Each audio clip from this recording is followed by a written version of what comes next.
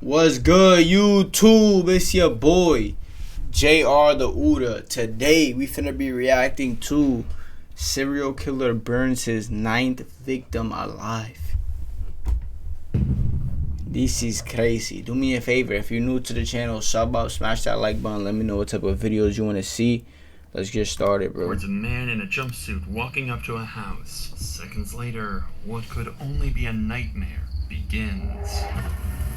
Akron 911. I got a fire going on 4th Avenue. It's fully engulfed. I think there's The people around. whole crib lit on I fire. can feel it. The lights are going out. It's burning quick, man. There's somebody's in there. There's man. As the flames engulf the house, the mysterious man disappears into the night, leaving a trail of blood behind him. Oh, nah. Oh, nah. The whole house is on fire. Authorities were called to A serial killer lit his 9th victim on fire. They had no idea victim. what they were stepping into. This would only be the beginning of a series of fatal fires set by a vicious, cold-blooded killer, and detectives would soon find themselves racing against the clock. 9th as the victim, serial chat. arsonist hunts for his next victims. Everybody get y'all snacks. The night of April 17th, 2016 was uneventful for 66-year-old Lindell Lewis. He had just gone through a hip replacement surgery and was resting at his home on 719 Fulton Street, being looked after by Gloria Jean Hart, his girlfriend at the time. This nigga just got hip surgery. He trying to chill at the crib, man. However, this night would be different. This night would plunge the once peaceful city of Akron into sheer terror. In the early hours of April 18th, He close to 3:30 burnt their a.m., house on fire, chat. A serial killer burns 9 victims' house on fire. CCTV footage captured a man walking in the direction that led directly to Lindell's house. And moments later, tragedy would strike the house of Lindell Lewis. Because he was in a hurry to escape, this first attempt at setting the house on fire had failed, and the flames died out, prompting the arsonist to make a return for a second time to make sure he finished the job. At around 3:40 a.m. and approximately 3 minutes after this nigga, he failed the first time. He went back and made sure he finished it, chat. The house didn't light on fire the first time. He made sure it did. Second round of This dousing the nigga house is with sick. what appears to be gasoline, a raging fire would swallow up the entirety of Lindell's house. Oh, this was an early Monday nah. morning, and most people in Lane Worcester neighborhood were asleep Oh, preparing nah. for work. No one would have been awake to see who this masked arsonist was. More importantly, whoever this was well aware of Lindell's hip surgery, as it had made him wheelchair-ridden and unable to move. This meant that the fire was started knowing that he would never be able to escape. And soon enough, 911 calls would begin pouring in as the fire my raged. gosh, chat. This is 725. It's next door. I can feel it. The lights are going out. It's burning quick, man. If somebody's in there, Chat, serial killer burns 9 people alive. 9 people. Presumably, Lindell and his girlfriend were sleeping in their bedroom on the upper floor of the house when the fire initially began. Since the masked arsonist ensured that the fire spread from the ground floor, this meant that by the time they woke up because of the heat and crackling of the fire, they had no escape, especially because Lindell was unable to move. Oh my himself. gosh. Chill guy, thank you for the follow. Bro, chat, he knew the nigga just got hip surgery. Chill guy, thank you for the follow. Chat, he knew the person in this house just got hip surgery. He wasn't going to be able to move. And he lit the house on fire knowing he wasn't going to be able to get out the house. He knew he wasn't going to be able to. That's sick. Helped Lindell move from the bed, and the couple retreated to their bedroom in an attempt to get as far away as possible. But all this did was delay the inevitable. As firefighters and EMS arrived at the scene, the elderly couple was heard screaming for help from inside their bathroom. Even with desperate attempts to save them, it was far too late. This gasoline fire was far too violent, and the smoke was far too thick. gosh, Gloria Jean chat. Hart and Lindell Lewis were pronounced dead by the time they were discovered. Niggas got burned alive. Oh my gosh. Oh my gosh. A tragedy That's like super this messed up. was unheard of in Akron. Not Look only at this because house. of the fact that there was now an arsonist on the loose, but because no one knew who his next victim would be. Because as it turns out, Lindell and Gloria were only 2 of his 9 victims to come. Only 2 of his 9 victims, chat. The hunt for this masked murderer 2 was of on. his 9 victims. Soon enough, Worst way to detectives go. had Facts. Facts. You just burning alive with your a wife. During the night this fire occurred, the suspect had fled in this direction immediately after his second attempt. This meant that whoever this was lived in this general vicinity, and considering this, the very first suspect would be Stanley Ford. Stanley was a peculiar man. He often claimed to be a guardian sent by God, and would spend his days sleeping so he could stay awake at night to watch over the neighborhood. Oh nah. Oh nah. He definitely did it. He definitely did it. He would sleep. He was spending his days sleeping so that he could watch the neighborhood. Oh no. Additionally, Stanley was also Lindell's neighbor, and the two had spent many years living next to each other. This is why officers were certain that Stanley would react with sorrow when informed of Lindell's death. But when a call was made telling him of the tragedy, something was off. I was calling to follow up with you about the fire across the street. You know, because of the tumultuous history that you and the people in Lindell's house had, everybody is thinking you, right? No, Tanisha, listen to me once again. I do not mess with these people up here. Them guys try to get me to come on and engage with them. Them guys was nasty. They had prostitutes in and out all night. They was dealing with homosexuality. Them people was just bad people. I didn't do nothing to them people. Them people were just mean. I mean, listen here. When they moved up here, Tanisha, they stole everything that wasn't voted down. Mm-hmm. Well, Mr. Ford, this is my concern. What's your concern? Is that how to make people believe that it wasn't you. Tanisha, you either take my word or you don't. That's all I can tell you. Well, we do have another option. What's that? The polygraph. Suspiciously, not only did Stanley refuse a polygraph test, but He refused a polygraph test? Chad, this is the person right across the street from the house that just got burned. officers believed his reaction to be endorsing Lindell's death rather than mourning it. This was likely because of a lull in the two's relationship that stemmed from their arguments about property boundaries and maintenance. However, in all fairness, this case was not limited to Lindell alone. In fact, Stanley was infamous for often disputing with neighbors when it came to property boundaries. All things considered, Stanley was only seen as a weird and obnoxious neighbor rather than someone who would burn a house down. For now, at least, he was not the most prominent suspect. That's crazy. I ain't gonna lie, even if he wasn't the most, like, the biggest suspect, the fact that this nigga got no remorse, he don't even care that his neighbors just died from a fire. All he thinking about is land. Began to believe that the one responsible for this fire may have been someone inside Lindell's house. The night the fire occurred, Lindell and Gloria were not the only ones in the house. Thomas Hugley and Garrett were two of Lindell's friends who were going through tough times due to financial constraints. Lindell was kind enough to offer the two of them a place in the basement of his home.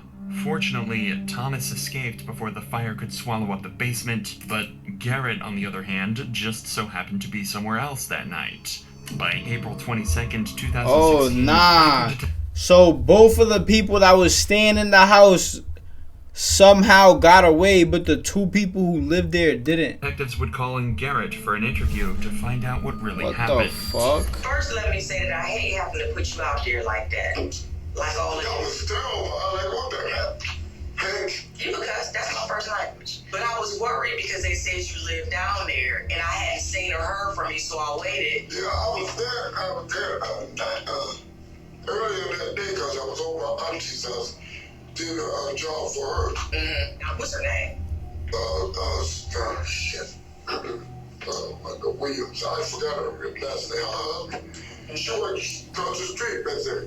Okay. Now, I ain't trying to, stir your brain, because the main reason what I want to find, make sure, one, that you safe and you okay, and then find I didn't know nothing about it until my sister then called me, and Mr. Hughley called me. And what they say? They said the house burned down. But they didn't tell me nothing about nobody got hurt in there. Mm-hmm. And then my best friend. What about that? For detectives, it is definitely odd that Garrett is taking so long to remember the finer details, but this is nothing conclusive as of now. However, they are confident that by poking deeper, they might be able to find some clues. Have you heard about anybody who got a beef with him? Oh, no. That I know of. Now, what was that thought you just had? That was that I know of. Nobody I know right off the hand. That don't seem like the truth. It seems like you're joking on the truth right I said, oh, I don't know offhand, because I didn't know the people he knew. It's obvious you just had a thought. Do you just not want to speak because all of us in here, or No, you not want to speak because you had the police? I don't know. You definitely had a thought right there. All I know is they report to have a restraining order that guy across the street. You know, stand something, that's all I knew. Stanley's name has once again crept into the conversation. In fact, rumors about Lindell and Stanley's conflicts had already spread like wildfire, and he was on his way to becoming suspect number 1. But for detectives, this could mean anything. Stanley would alternatively be the most suitable for Garrett to pin his crimes on, a neighbor with a god complex who had frequent conflicts with Lindell. Furthermore, Garrett has not given any details about his alibi. All we know is that during the night of the fire, he was at his aunt's house and was spending time with his niece. This is why detectives would not let up putting pressure on Garrett. You're the only person that ain't even gave a scenario. And that kind of made me suspicious Scenario means. of anything that you might have heard or thought. You're the only one. But I don't know nothing. I wasn't there. I I know you weren't there. I wasn't been there in a couple of days. You weren't there, but you're the only one. All right, let's do it this way. The night of the fire, the night it happened, I was at my niece's house. what time did you get there? I don't know what time we got there. Was it light outside or was it dark? I don't know. We was intoxicated, what can I say? Who were you with? Me and my niece. And what time did you leave there? The next day, I think. What time did the fire happen? I don't know. Thomas told me it was 3 o'clock in the morning. I don't know. Let me ask you this question. Was you going to the funeral today? Yes. You know what time it is? It's supposed to be 10 o'clock. That's what they say. I'm going to say this. I'm just going to go on straight with you. But the gut feeling I got is that you have some names swirling in your head. You just don't want to give them because you don't want to give I them. don't know them. Right. I don't know them people. You might not know them. socialize with them people. We need your help. We're asking for your help. I know. I understand that. I just don't really know much, man. I ain't gonna lie, Chad. I don't seem like he really know. It don't seem like he really know too much. They keep trying to pressure folks. Like, he don't know. He don't know. That man, they protected me when I was on the football field. I had to be tackled, and they made it happen for me. They say, we ain't gonna get tackled. Oh my God. It was good times. For detectives, this was perplexing. A suspect that was willing to cry for his dead friend and housemate yet had no solid story for where he was on that day created a contradicting situation. No matter what, detectives cannot be certain that Garrett is the arsonist, so they would slowly push him towards a polygraph test, claiming it's the only way to prove his innocence. Let's see if we can get Second Butler to come in and schedule a polygraph. Okay. I'll call you and schedule it. No, it's his We got a polygraph operator here. We're going to bring him in here and he's going to schedule with you. Set up an appointment.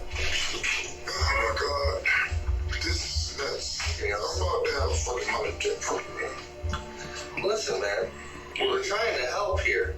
We're not I will. I don't know why nobody want to do this polygraph shit. Why do nobody want to approve themselves? Everybody saying they ain't do shit. Nigga, just do the polygraph. I'm not understanding. Everybody keeps saying they ain't do shit but don't want to do the polygraph. I swear to God, I will. Well, if you need to get something off your chest and let us know something that you know, you will feel a whole lot better that you're our key to the information about who Why started. me? Why y'all putting it on me? I wasn't even Because you there. lived in the house for 2 years. Yeah, but I was never there. I was And there. you're saying that you don't know or have heard anything about any I was not. I any of was these there long enough to hear The anything. car fire that happened in 2013 and you were in the house, you have no clue of who may have You're started. saying nobody gave any names. No, No, no theories, no nothing. It just sounds plausible, sir. I mean, that just goes on in a normal conversation. Who do you think did this? I don't know. That's just part of the normal conversation. Even though Garrett just agreed to the polygraph, just moments later, he would have second thoughts. Mr. Garrett, this Sergeant Butler, he's He said, I won't do the cess. Holograms are in municipal.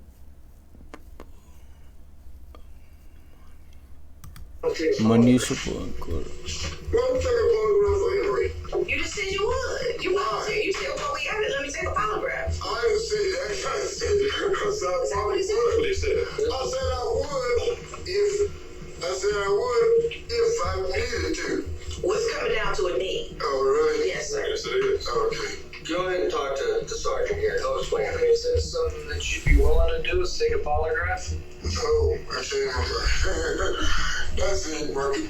Why is that working like that?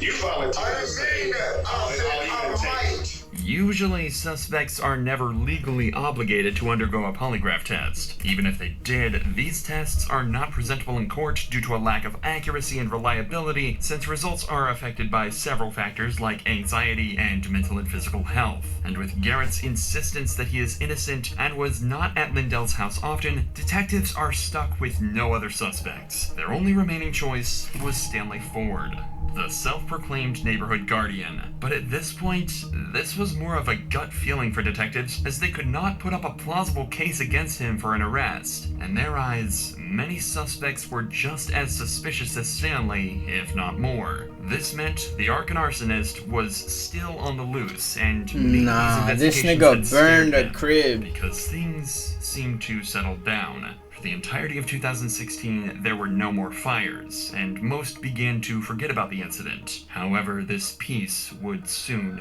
come to an end. On January 23, 2017, someone set fire to a vehicle on 723 Russell Avenue, just a few blocks away from the first fire. The next 2 months would be another wave of silence from the arsonist until May 15, 2017, when close to 3 a.m., Lane Worcester neighborhood was given another rude awakening. Multiple people are dead after a house fire in Akron this morning, and at least some were children. The Akron Fire Department says the home was fully engulfed with nah. The heat was so high, a staircase melted away. The exact number of victims has not been released. Oh, A fire nah. on 693 Fultz This Avenue nigga had was resulted in the burning death shit of left 7 and right. people. 35-year-old Dennis Huggins Oh and my 38-year-old Angela gosh. Boggs, along with their 5 children, aged between 16 months and 14 years. This was the second major fire after the Lindell home was burned to a crisp 13 months prior. The fire had started in trash cans placed at the front of the house and spread quickly through the porch into the home. However, this was no accident. According to a forensic analysis, an accelerant identified as gasoline was dumped into the cans. The flames were intense and enveloped the house within seconds. There was no room for escape. And just like the first fire, all 7 victims were found huddled in corners of the home as they had been trapped by the smoke and flames. The bodies had been burned so badly that the only way to identify them was through a DNA test. This was a tragedy. This is crazy. This nigga just keeps smoking shit left and But right. compared to the first fire, finding the suspect this time wouldn't be hard, as there were only 2 options. The first was Patrick Boggs, who had a bit of history with Angela Boggs, the mother of the children in this fire. Patrick Boggs served 12 years in prison for dousing Angela in kerosene and threatening to set her on fire in 2001. He was a violent man and had even tried to stab someone, making him a very plausible suspect. He But even threatened with his to light it past, on Patrick fire. was quickly discarded as cameras provided he had never left his home in Ohio. More importantly, an extensive polygraph test proved that Patrick was telling the truth about not being involved in this crime. However, his role in these murders wouldn't end here, as we'd later find out. For now, the only remaining suspect was a familiar face, one that was a common denominator in both fires. Who? Stanley Ford. And this time, officers were prepared to gather a mountain of evidence against Stanley Ford. Oh man, niggas keep thinking he lighting these fire. This nigga's crazy, chat. This nigga's crazy. Now if he did it and he lived right across the street from these motherfuckers, I ain't gonna lie, bro. I don't know, bro. Tim. They treat me like I'm a suspect, man. I'm not a suspect. The first step was to obtain a search warrant for Stanley's home, which would result in a crucial piece of evidence being found.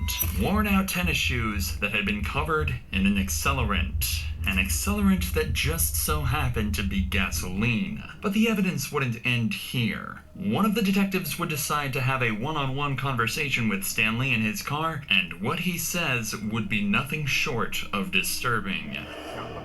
No, listen what I'm saying to you, Stan. This is so wrong, man. Listen what I'm saying to you. Embarrassing to my neck. Listen what I'm saying. You mentioned some things last night about some bad people at the house, or? Well, to me, I thought they was bad kids. The stuff they was just doing immature stuff in the neighborhood. Like what? Shit, kicking the vehicles' rear view mirrors, busting them out and stuff like that. Is that a good way to get rid of somebody moving out the neighborhood and get rid of that? No, I wouldn't do that. I wouldn't do it like that. Why would I do that? I wouldn't do it at all. I ain't gonna set somebody on fire just to get them out of the neighborhood. That ain't godly, like, man. That ain't human nature, like. Yeah, that's evil. That's pure evil, right? Man, I'm not evil, man. Yet another instance. Yeah, I ain't gonna lie, chat. I think he did it. This nigga did it. He did it. He trying to play that little innocent role. This nigga literally lived across the street from the first people that's house got burned down, gang. Across the street. You definitely did that shit. Definitely.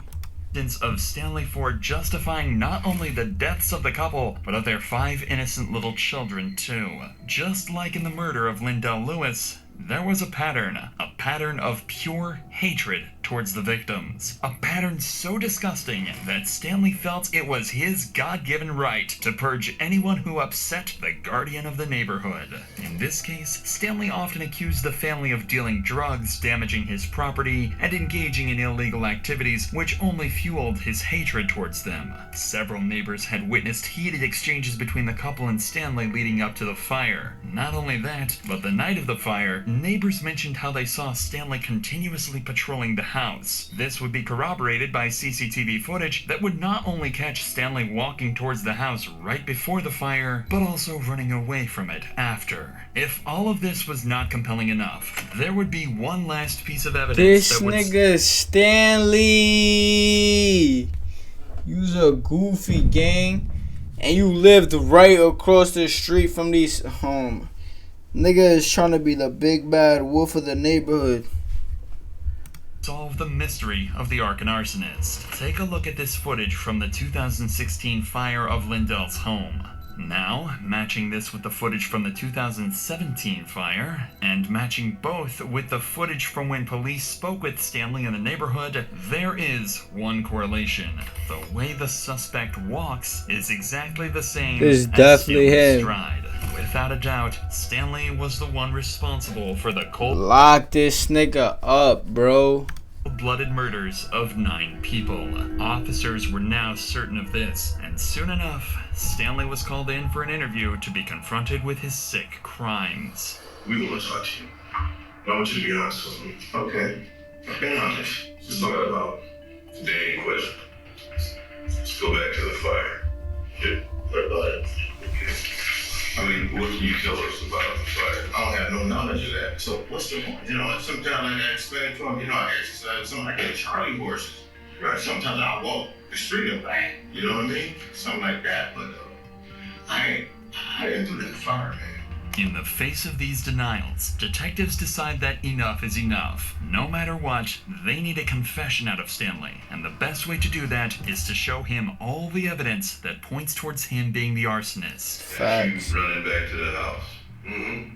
At the time of the fire. Okay. Right. We got you running to the house. You're not asleep. You weren't. You're on the camera, Stanley. I want no camera running from the fire. Stanley, you're on the camera running from a fire? We got you. I ain't run from no fire. Yeah. It's time to come. It's time to Man, listen. Yeah.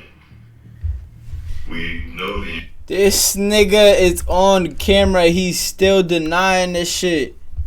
He's still denying this shit. Nigga, you're on camera. You're on 4K.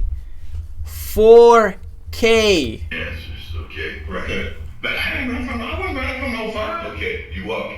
You see the fire. Okay, I ain't you're at the fire. No. I'm not at no You're fire. at the fire.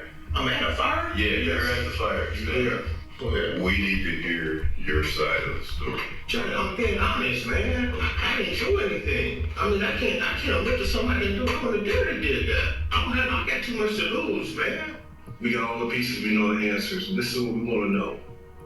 Is there some reasoning or some kind of something that happened, man? Did somebody piss you off or somebody do something? No. So maybe why, maybe like I said, maybe trying to send a message. Okay. I'm allowed to walk the neighborhood. I wasn't at nobody's house. I'm walking. Explain why you running back from the house. I didn't do that.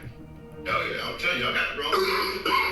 Well, you know you go. Okay, We got you. Often a suspect will refute their crimes even in the presence of concrete evidence. Cooked. He's cooked. Niggas trying to get out of it by saying y'all got the wrong person. We got the right one, buddy. You're done. As this would still give them a fighting chance in court. In this case, Stanley is doing exactly this, and no matter what detectives say, he won't be cracking anytime soon. Y'all believe that I did it? No, we proved that you done it. I didn't do that. I wouldn't have dared to did that, man. Do you want me to explain the charges to you, or do you want to explain them? I didn't do it. I'm serious. I didn't do it. I'm not gonna admit to that. I didn't do it. If I did, I admit to it. I didn't do that. Let me explain the charges. Go ahead.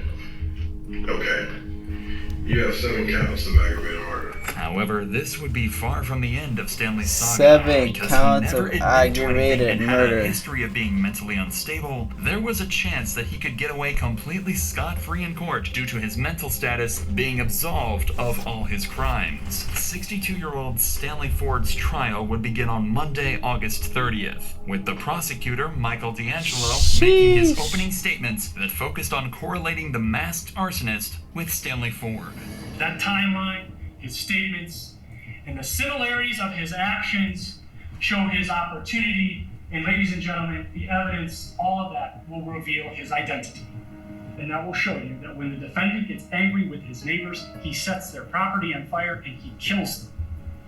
And at the conclusion of this case, Mr. LaPrinzi and I are going to ask you to find the defendant guilty of all the charges and all the specifications. Stanley's defense, on the other hand, knew the kind of uphill battle that they were facing and decided that the best approach would be not to prove Stanley's innocence, but to disprove the suspicions of his identity. A lot of the evidence that you're going to be presented to is not a dispute. It's not a dispute that there were 3 fires set. It's not a dispute that all 3 fires were set intentionally. And it certainly is not a dispute that there were 9 deaths. Coroner, the medical examiner is going to come in, talk to you about the homicides that she ruled, and then the cause and the manner of all 9 of those deaths. Those facts are not in dispute. But again, as defense, we told you, and you know that the state of Ohio has the burden of proof to prove each and every element. Defense has the burden to prove nothing. On the surface, this might seem like an open and shut case, but Stanley's defense has planned for these hearings thoroughly and knew exactly who to blame, because there was one person who could turn the tides in Stanley's favor: Patrick Boggs, the same man who was the initial suspect for the second fire. When Patrick was arrested, the most conclusive evidence to dispel suspicions was his polygraph tests, but these tests are not admissible in court. This meant that when lead detective Troy Looney was called to the stand, he could do nothing but watch as the defense twisted this case. You knew during the course of your investigation in 2001 that Patrick Boggs tried to set Angela Boggs on fire, correct? Correct. Also beat her up, correct? Correct. He believed she was cheating on him with a black man, correct? Correct. That piqued your interest in this case too because of who Angelo Boggs was now dating. Fair? That's correct. This line of questioning puts the prosecution in a tough spot. Sheesh, I ain't gonna lie. Dispel the doubts of Patrick being the suspect using the results of the polygraph test. There. However, the defense would not lose momentum on this win. They would play their final trump card, bringing in Patrick Boggs himself as a witness. And at this time, do you choose to testify? I choose fifth, plead the fifth, and not testify at all. So you're choosing to invoke your Fifth Amendment right against self-incrimination, is that correct?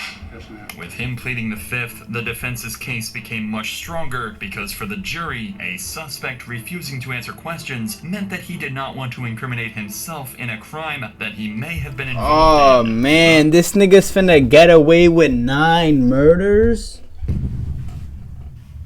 Yo! If this nigga gets away with 9, bro. Shifting some of the blame off of Stanley. Fortunately, there was one silver lining. A major step of the defense's plan was to use Stanley's extreme beliefs to drive the case towards an evaluation of his mental health. Unluckily for them, if Stanley didn't hesitate to murder 9 people, he wouldn't hesitate to fight his own defense team and admit in front of the jury that he had no mental issues. I didn't commit a crime to be British. They deal with all these companies and these different psychologists and psychiatrists. Now, does that make any sense? Yes. But I gotta tell you, it's incumbent upon you to collaborate with Dr. Cartwright. I'm not saying a doctor, Your Honor. I'm not saying no more doctor. At this point, the only thing left to do was for the jury to come to a decision. However, even with every single one of the defense's attempts to save Stanley, the decision would come out to be in favor of the prosecution due to the overwhelming evidence they had. The similar walks of the suspect, recordings of Stanley expressing his hate towards his neighbors, and Stanley running back to his home after the second fire. One verdict, one aggravated murder regarding Angela Boggs.